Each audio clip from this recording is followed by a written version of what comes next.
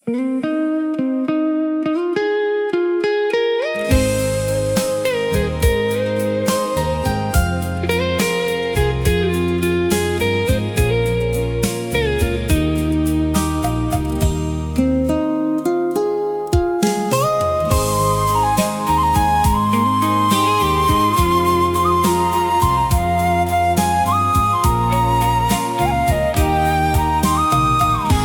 កខ្លួនស្រែកយំ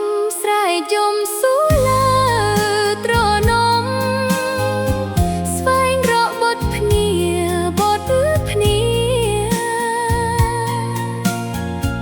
ធ្លាប់ចាំសំបុកទទួលអាហារនិតនៅនិន្ទាក្រោមស្លាបរាល់ថ្ងៃ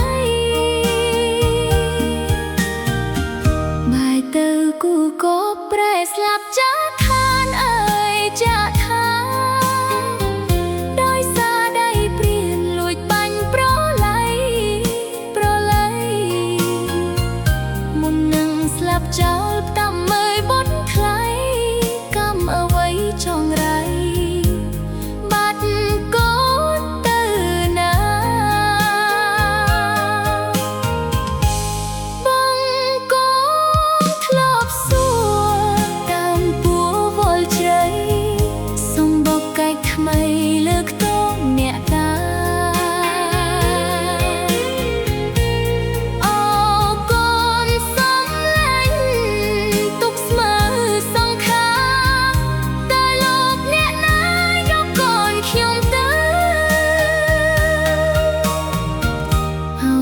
លោកអើយនេះហើយវាសនា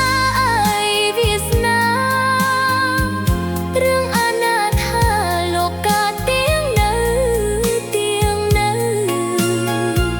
ប្រត់ដីប្រត់កូនប្រត់សូនមកសៅជីវិតគិតទៅ